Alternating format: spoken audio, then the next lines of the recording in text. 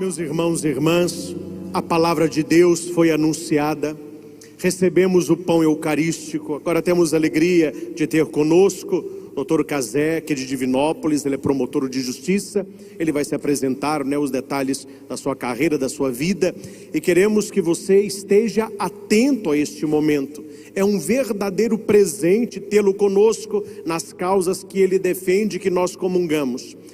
Resolvemos trazê-los hoje, onde a celebração é transmitida por todo o sistema evangelizado de televisão para todo o Brasil, para que inúmeras famílias espalhadas por esse nosso país continental possam beber nessa palavra e continuar na luta pelas nossas famílias, pelas nossas crianças, pelos adolescentes. E chamo a atenção a você que é papai e mamãe.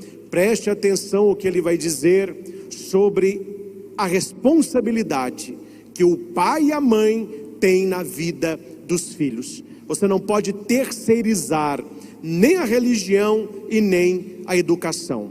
Os primeiros educadores e catequistas dos filhos é o pai e a mãe, como foi São José e Maria Santíssima. Então, doutor Cazé, nós te acolhemos com muita alegria, sendo muito grato pela sua presença e pela sua disponibilidade em partilhar conosco o seu conhecimento. Seja muito bem-vindo.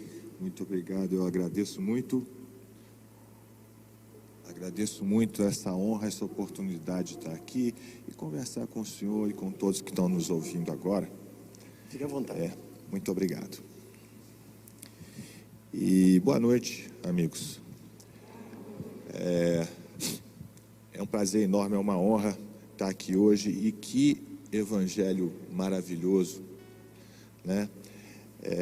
Eu já vou entrar logo no assunto, que eu sei que o nosso tempo é curto e eu quero dizer muita coisa. Então, eu vos envio como uma ovelha entre lobos, e sedes prudentes como a serpente e simples como a pomba. Muitas vezes eu me senti assim, padre. Muitas vezes ainda me sinto. Eu sou promotor de justiça de Minas Gerais há muito tempo, e há 13 anos tive a honra de ser convidado para participar da CPI da pedofilia, e a partir dela a gente começou a viajar pelo Brasil, e eu tenho viajado até hoje, há mais de 13 anos, falando a respeito de prevenção ao abuso e exploração sexual de crianças e adolescentes, daquilo que a gente pode e deve fazer para proteger nosso bem maior, que é a criança. Em todo lugar que eu estive, e já foram todos os estados do nosso país e até outros países, eu sempre faço uma pergunta, e eu acho que ela nunca ocorreu num lugar tão oportuno. Nós estamos na missa da família.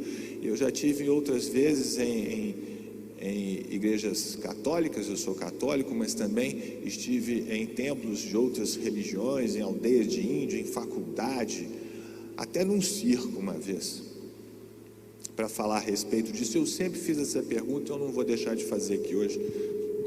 Acho que em primeiro lugar na nossa vida é Deus. Ninguém tem dúvida disso. O primeiro lugar da nossa vida é Deus.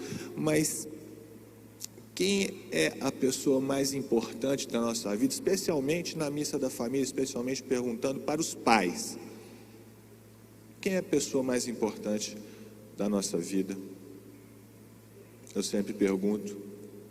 E sei que todo mundo está pensando aí, podem falar se quiserem, mas eu já sei, todo mundo responde: é o meu filho. Isso é uma coisa natural. Isso está em qualquer legislação, está em qualquer religião, e está também no instinto até dos animais. Qualquer bicho dá a vida facilmente para defender a sua prole. A nossa lei também fala assim, a lei brasileira, nós vivemos num país democrático e constitucional. Então, a Constituição é a lei mais importante do país. Todas as leis federais, estaduais, municipais têm que ser baseadas na Constituição. E a nossa Constituição também fala a mesma coisa. Mesma coisa que os bichos sabem, que todos nós sabemos, que o que tem de mais importante são as crianças e os adolescentes, os nossos filhos, porque a única vez que a nossa lei maior, a Constituição, usa o termo absoluta prioridade, é para se referir aos direitos da criança e do adolescente. E diz mais, diz que é dever do Estado, ou seja, do governo, da família e da sociedade, garantir com absoluta prioridade todos os direitos: vida, saúde, educação, convivência familiar, convivência comunitária de toda criança e adolescente. O que está escrito lá na Constituição é o que todo mundo já sabe e todo mundo sente no coração, da importância de cada criança, de cada adolescente, de cada filho nosso. É por isso que quando a gente fala de crimes contra crianças, de crimes de pedofilia, de abuso sexual, de exploração sexual contra crianças, crimes com os quais infelizmente eu lido todo dia, isso muitas vezes nos causa revolta, nos causa até sentimentos indesejáveis. O Padre Fábio, que é um amigo muito querido, fala sobre isso, fala dos sentimentos precários. São sentimentos que às vezes a gente não consegue evitar, mas que a gente não deve alimentar. Por exemplo, aquela raiva que a gente sente quando se depara com uma pessoa que estuprou uma criança. A gente tem que transformar isso numa coisa boa, que seja a nossa indignação, justamente para lutar contra esses crimes. E a gente tem também que evitar que eles aconteçam. E isso é mais importante, porque é melhor do que punir um criminoso e ter que cuidar de uma vítima, é a gente evitar que o mal aconteça. E especialmente nesse ponto, todos nós temos um papel muito importante, especialmente pais e mães e aqueles que estão no lugar deles. Nós temos um papel muito importante. Os pais, principalmente, têm um poder enorme, que também é um dever, que se chama poder familiar. E é importante a gente falar sobre isso. Antigamente se chamava pátrio poder, hoje se chama poder familiar, mais adequadamente porque ele é exercido pelo pai e pela mãe, em igualdade de condições. É sobre esses assuntos que eu gostaria de falar um pouco aqui hoje, e para isso eu não posso deixar de falar um pouco da minha vida. Há mais de 13 anos atrás eu recebi essa missão que eu não escolhi, de conhecer esse tipo de crime, de abuso sexual, de exploração sexual, especialmente no nosso país. E passamos a viajar dentro da CPI da pedofilia, presidida pelo senador Magno Malta. Está aqui minha amiga Sandra, que lembra bem desse início. E conhecemos, vários casos gravíssimos. Visitamos pessoalmente, fomos, por exemplo, visitar Dom Ascona, bispo de Marajó, um herói, um homem que se colocou em risco, colocou a vida em risco para denunciar os casos de abuso sexual, de exploração sexual lá do norte do país, da ilha de Marajó.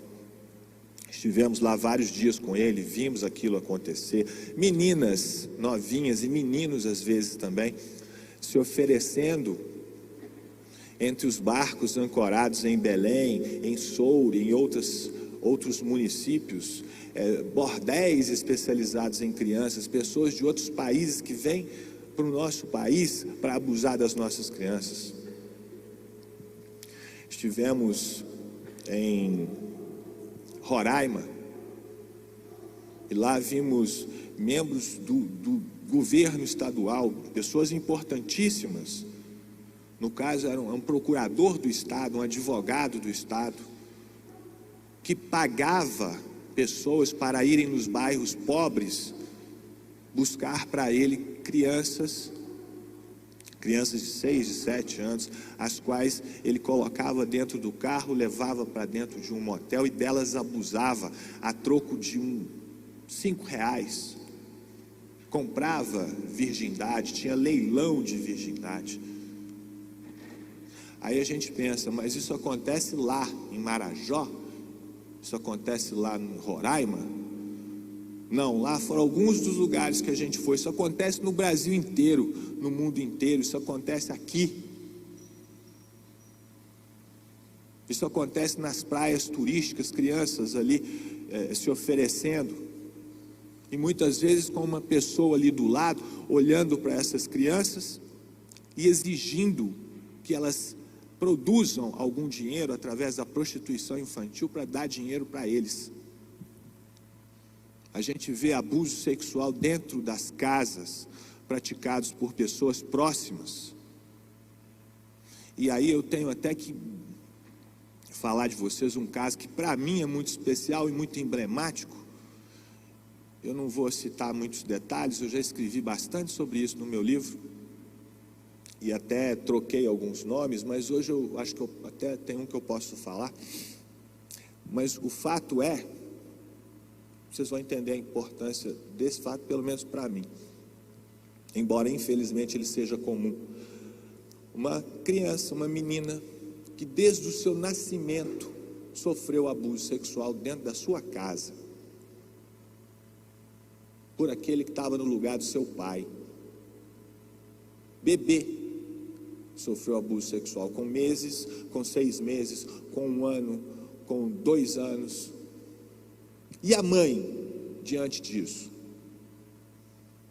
A mãe tinha 1000 desculpas, a mãe tinha medo, tinha vergonha, a mãe dependia financeiramente daquele criminoso abusador e preferia ficar calada. E os vizinhos e pessoas que ouviam falar e sabiam e não faziam nada. Mas isso continua acontecendo. E essa criança chegou a 2 anos e meio sofrendo abuso com frequência. Um dia, felizmente, um corajoso, com o mínimo de dever, levou esse fato ao conselho tutelar, que levou ao promotor, que entrou com o processo e pediu a prisão dessa pessoa, e saiu o mandado de prisão, só que ele já tinha fugido. E essa criança foi levada para um abrigo, uma entidade de acolhimento. Quando a gente estava conhecendo esse caso, eu estive, bem depois, nesse abrigo, conheci as pessoas que receberam essa menininha quando chegou lá, depois de passar a vida inteira sofrendo abuso, e ela chegou magra, ela chegou traumatizada, ela chegou abaixo do peso, ela quase não falava, ela tinha medo de ir no colo das pessoas. Se você estendia a mão para fazer um carinho, ela se encolhia, achando que já ia ser novamente agredida. E ela permaneceu ali naquele abrigo 3 meses, talvez os 3 melhores meses da vidinha dela. Em 3 meses ela modificou completamente, ela ganhou peso, ela começou a falar alguma coisa, ela interagia com outras pessoas, o cabelinho cresceu, ela teve o mínimo que uma criança tem que ter. E rapidamente ela respondeu. Mas aí aconteceu uma coisa, chegou o final do ano, e lá, aconteceu em outro estado, optaram por deixar essa criança passar o final de ano, Natal e etc., com essa mãe. Afinal de contas, o agressor estava foragido. E, infelizmente, no Natal, como se fosse uma afronta direta, ele retornou, e mais uma vez ele entrou naquela casa, e mais uma vez ele agrediu aquela esposa, e mãe incompetente, e mais uma vez ele abusou dessa criança. Dessa feita, ele o fez de uma forma tão brutal, que eu não vou ter o mau gosto, claro de descrever, além do mais, que eu sei que tem muita gente nos assistindo, mas ele abusou tanto que causou a morte dessa criança. E eu completei esse mês 30 anos como promotor de justiça. Eu estou acostumado, infelizmente, a ver uma coisa horrível que se chama auto de corpo de delito. E o auto de corpo de delito traz fotos de tiros, de facadas, de coisas tristes e desagradabilíssimas. Mas de tudo que eu já vi na minha vida, eu nunca vi uma coisa tão horrível quanto o corpinho daquela criança de 2 anos e meio, depois de ter sofrido abuso e a morte daquela forma. E eu me lembro bem naquela audiência realizada lá, numa sala ampla da Assembleia Legislativa. Eu estava auxiliando a audiência pública e olhei, examinei aquilo e me deu uma tristeza tão grande, me deu aquela revolta que eu falei mais cedo, aquele sentimento precário. Eu não queria, mas que estava ali. Eu tive uma vontade enorme de largar tudo, sabe, padre? Vontade de ir embora para casa, vou cuidar da minha família, porque isso é demais. E naquele momento eu percebi que é nessas horas que a gente está indignado, que a gente está ofendido, são aquelas horas que a gente tem que virar o jogo. São aquelas horas que a gente mais tem que ter coragem de inverter isso e pegar essa energia e usar para fazer alguma coisa de bom e evitar que aquilo que te incomoda aconteça. E talvez, por causa daquilo, eu continuei anos e anos, como até hoje, falando a respeito desse assunto e contando essa história e outras como exemplo daquilo que a gente tem que trabalhar para não acontecer,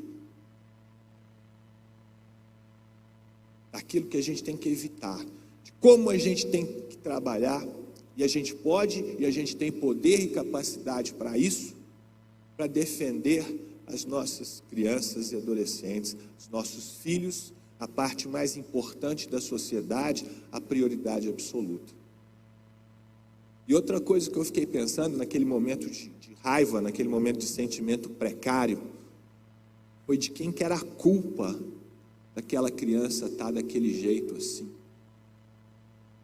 vilipendiada de todas as formas, destruída no seu corpinho, com uma vida infeliz e uma morte horrível. E por acaso, os senhores e senhoras sabem de quem que é a culpa? É minha. E é de todos que estão me ouvindo agora também, de todos os senhores e senhoras, do senhor, padre. É de todos nós. Porque todos nós fazemos parte de uma sociedade que muitas vezes se omite e não tem coragem de defender os seus valores, de falar aquilo que tem que ser falado, por diversos motivos. Todos desculpas, porque nada justifica você abdicar dos seus valores. Temos que respeitar os valores de todos, mas temos que defender os nossos.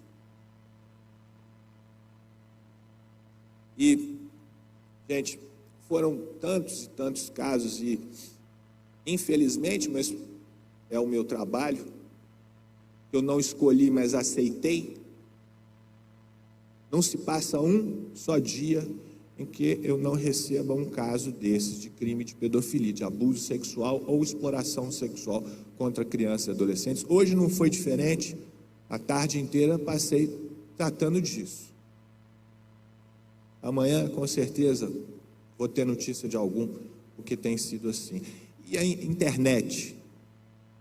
Pesquisamos durante a CPI da pedofilia até hoje, estudamos e pesquisamos e conhecemos muito do que acontece na internet. A internet é uma coisa maravilhosa, gente, é sensacional, é o melhor meio de comunicação jamais inventado, é poderoso. Hoje ninguém vive sem internet, não. Muitas vezes me perguntam, sabe, padre, Assim, a gente deve deixar a criança usar a internet? Eu acho que deve, porque é inevitável, é necessário.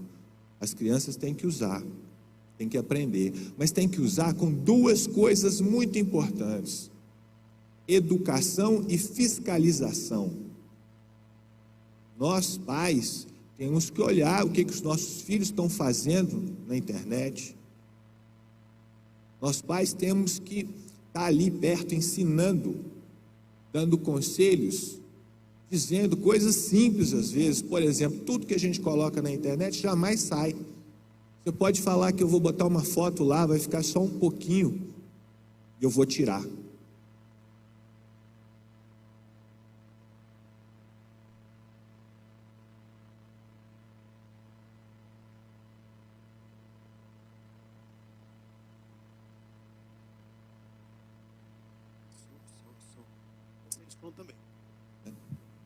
Som. Não, o meu está. Voltou. Voltou o som, gente. Mas eu estava falando, a gente tem que fiscalizar a internet. Uma frase que eu costumo dizer sempre: não pode ter senha para pai e mãe. O filho menor de 18 anos de idade, o pai e a mãe têm o dever de fiscalizar, de olhar ali o celular, de olhar o computador, de olhar o tablet, de olhar a plataforma de jogos.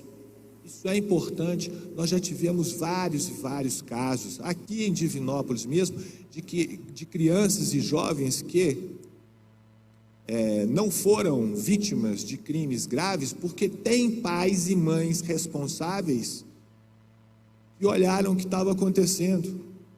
Como também já tivemos casos gravíssimos, né, do contrário, de crianças e adolescentes que abusaram da internet sem terem tido o privilégio da fiscalização dos pais. Olha só, um caso comum, gente, comum, que acontece hoje em dia, quase todo dia. Uma menina ou menino entra lá na internet e recebe uma proposta para ser modelo, e fala: manda uma foto sua. Ele fica entusiasmado, conversa com pessoas ali que já participaram, e vem uma outra criança ou adolescente da mesma idade falar: eu participei, é muito bom. Mas na verdade não é uma criança, é um homem adulto, uma mulher adulta falando lá do outro lado, se fazendo passar por uma criança. Vai, pode entrar que é bom. Aí manda uma foto. Aí recebe lá: você foi aprovado como modelo. Agora precisamos que você mande uma foto sem roupa. Eu falo: não vou mandar foto sem roupa. Então não manda, você não quer ser modelo? Muitos mandam. Muitos meninos e meninas inocentes mandam. E aí essas pessoas passam a ter essas fotos. E fazem chantagem para conseguir mais fotos. E fazem chantagem para obrigar essas crianças e adolescentes a produzirem material de pornografia infantil que é vendido na internet. Nós temos no Brasil uma lei contra a pornografia infantil. Tive a honra de participar da redação dela. Ela foi proposta pelo Magno Malta na CPI da pedofilia. Mas o que acontece é que tem milhares de sites que roubam fotos nossas, que produzem fotos com crianças raptadas, crianças abandonadas, para elas serem vendidas na internet para outros criminosos pedófilos. As pessoas às vezes não sabem muito bem, mas infelizmente é muito comum se achar na internet sites que comercializam fotos de pornografia infantil produzidas e furtadas da gente. A gente tem que ter cuidado com aquilo que coloca na internet. E eu estou dando aqui exemplos de crimes de pedofilia. E muitas vezes eles são difíceis de serem detectados. Nós já tivemos casos com professores, por exemplo, que foram verdadeiros heróis ao descobrirem crianças que estavam sofrendo abuso sexual e não falavam, porque a criança muitas vezes não fala, aliás, quase nunca fala. A criança não fala por vários motivos, porque ela tem medo, porque ela tem vergonha, porque ela não reconhece o fato como abuso sexual. Eu tive uma audiência anos atrás em que uma menininha de 7 anos sofria abuso sexual dentro da sua casa por um parente próximo. Isso foi descoberto porque a mãe dela os pegou em flagrante. E ela estava sendo ouvida diante de mim, de uma juíza, de uma psicóloga, e ela contou aquilo que faziam com ela com uma naturalidade tão grande que nós ficamos espantados de ver uma criança tão pequena falando aquela quantidade de coisas graves. E ela notou que a gente ficou espantado. Sabe o que ela disse? Eu lembro direitinho da vozinha dela dizendo isso. Ela disse: todo pai não faz isso com a filha? Ela achava que aquilo era normal. Então existem sinais que a gente tem que reparar, que a gente tem que prestar atenção.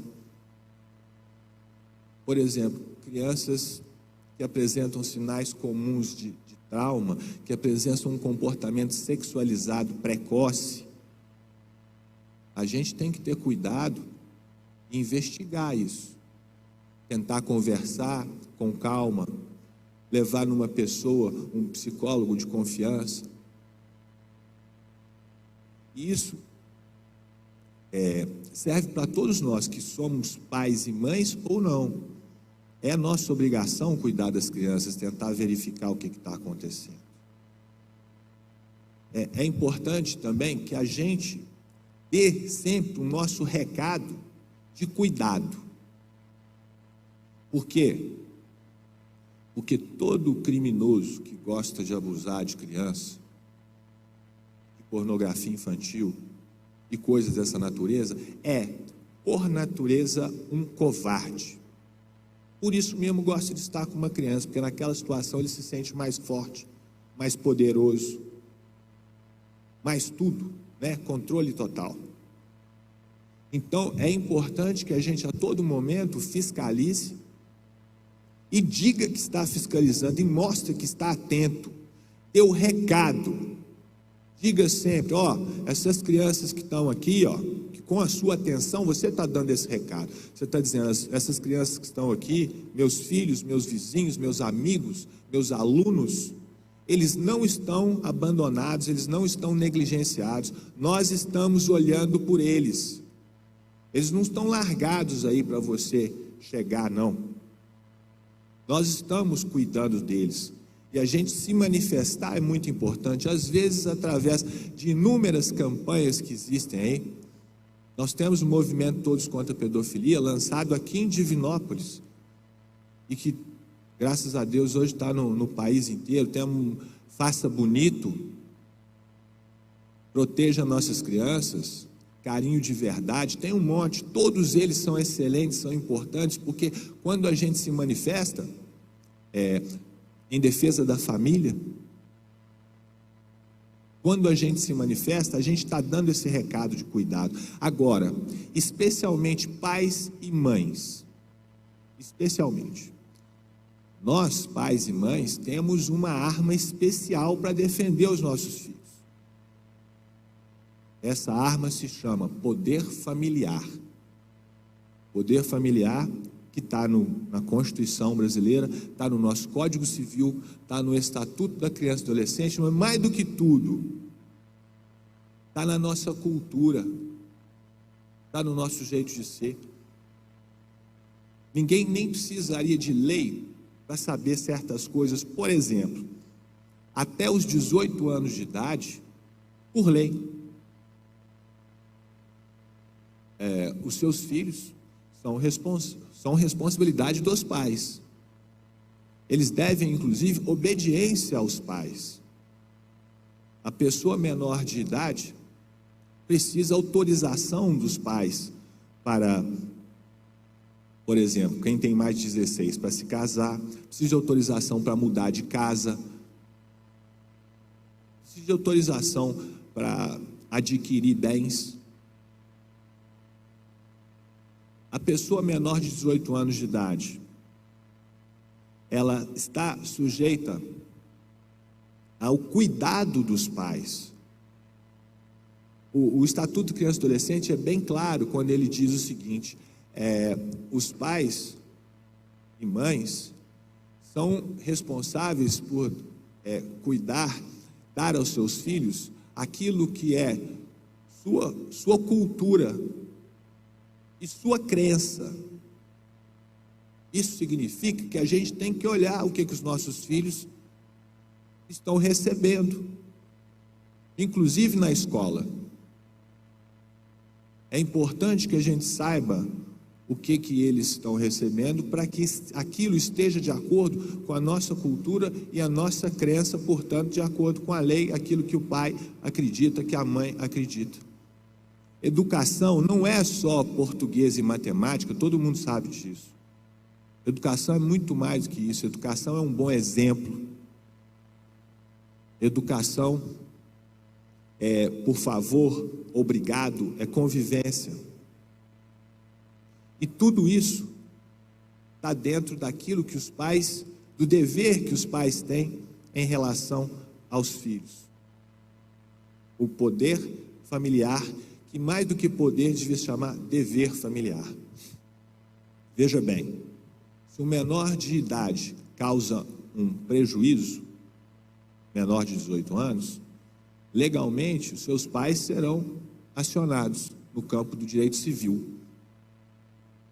Por lógica, eles têm que ter o poder de cuidar dos seus filhos, de verificar o que eles estão fazendo. Por isso é muito importante que os pais examinem. Hoje em dia todo mundo tem celular, todo mundo está na internet o tempo todo. É uma beleza, é uma maravilha, como eu já disse, mas também é a porta de entrada de muitos perigos. Vou contar para vocês um caso. Uma criança de 11 anos ganhou um celular. E esse caso já tem algum tempo. E essa menina recebeu, não só ela, mas várias receberam um recado de um sujeito criminoso. E o recado que ele mandou, padre, era o seguinte: olha, meninas, olha, menina. Ele escreveu o recado como se fosse especial para cada uma, mas ele mandou para umas 20 ou 30 garotas. Um homem adulto fez isso. Você é muito linda, você é maravilhosa, eu gosto muito de você, por favor, me manda foto sua sem roupa. Ele não falou exatamente assim, ele usou palavras mais chulas. Ele mandou isso para várias. A maioria ignorou aquilo, não respondeu. Mas essa menina, essa criança de 11 anos que recebeu essa mensagem, acreditou e mandou fotos para esse sujeito. Muitas. E ele imediatamente as publicou na internet. E esse caso chegou à apuração da justiça, ele foi descoberto, ele foi processado, mas infelizmente as fotos estão espalhadas na internet, não tem jeito de acabar com isso, elas vão estar aí para sempre. Depois, conversando com os pais, o pai tinha pago o celular, mas sabia pouco de como a filha fazia uso dele. A mãe, eu perguntei para ela: mas a senhora, quando deu o celular, a senhora ensinou para sua filha a usá-lo com cuidado? Disse para ela não acreditar nesse tipo de coisa? A senhora pega o celular e olha com frequência o que sua filha está fazendo? Ela respondeu para mim o seguinte: não, de jeito nenhum, eu não sei nem a senha, porque tem a privacidade dela, e ela não quer que eu saiba, não. Isso, pais e mães, é um absurdo. Não existe senha para o pai e mãe, não existe essa questão privacidade nesse sentido, não. Em primeiro lugar, tem que vir a segurança. Da mesma forma, o senhor pai, a senhora mãe, está contente com aquilo que seus filhos estão recebendo, não só pela internet, mas na escola também? Se está de acordo com as suas crenças, se está de acordo com a sua cultura, excelente.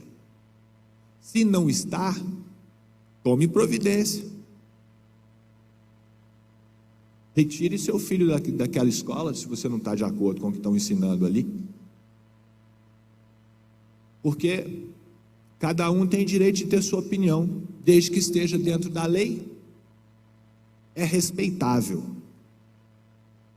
Entretanto, os filhos têm que estar de acordo com as crenças e opiniões dos pais, enquanto estão sujeitos ao poder familiar. Então, é preciso que isso seja fiscalizado, sim. E eu estou dizendo isso porque eu ouço, às vezes, pais e mães que me dizem coisas que parece que é o filho que manda dentro daquela família. E o pior é que faz isso em prejuízo dele mesmo. Os pais, às vezes, muitos, claro que não são todos, não sabem do poder dever que tem, de muitas vezes fazer uma coisa que é desagradável, dizer um não, mas um não que é protetivo, um não que é educativo. Isso tudo que eu estou comentando através do poder familiar é para dizer que nós, pais e mães, temos esse dever, poder em relação aos filhos e temos que usá-lo, principalmente e especialmente para proteger os nossos filhos. Se nós não fizermos isso, nós os estamos sujeitando a todo tipo de mazelas que estão aí pelo mundo. Infelizmente, na minha promotoria, é o que a gente vê com muita frequência. Pessoas, a maior violência que se comete com uma criança, com um adolescente, é a negligência, que é não ligar. Então, eu sei que o senhor quer um tempo para falar, então, não é, padre? Afinal, está chegando, né? Mas só para terminar,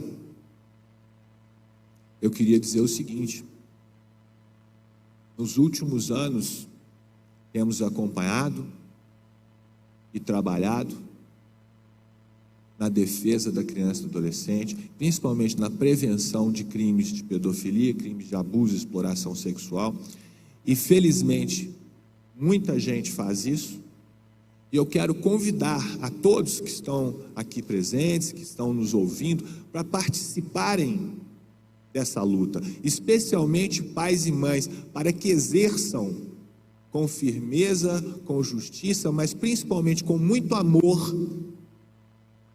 o poder, dever familiar que tem em relação aos seus filhos. E quero convidá-los também para participarem do movimento Todos contra a Pedofilia, que visa justamente levar informações para que nós estejamos atentos para evitar crimes de abuso e de exploração sexual e para denunciá-los, caso deles tenhamos conhecimento. É muito importante também, e isso todo mundo pode fazer facilmente, a nossa manifestação. Quando você se manifesta, carinho de verdade, faça bonito, todos contra a pedofilia, criança tem que ser amada e não abusada. Estou falando nomes de movimentos, de campanhas contra os crimes de abuso e exploração sexual. Toda vez que você se manifesta com um adesivo, com uma camisa, ou simplesmente falando do assunto, você está trabalhando na prevenção, você está efetivando essa prevenção, porque você está dando esse recado importante que a gente tem que dar todo dia. Nós estamos atentos, nossos filhos não estão negligenciados, nossos alunos, nossos vizinhos, nossos amigos estão sob a nossa proteção, sob o nosso olhar carinhoso e protetor. E é isso que eu quero pedir a todos. por amor aos seus filhos, se manifestem e exerçam com amor e com responsabilidade o poder familiar. Obrigado pela atenção.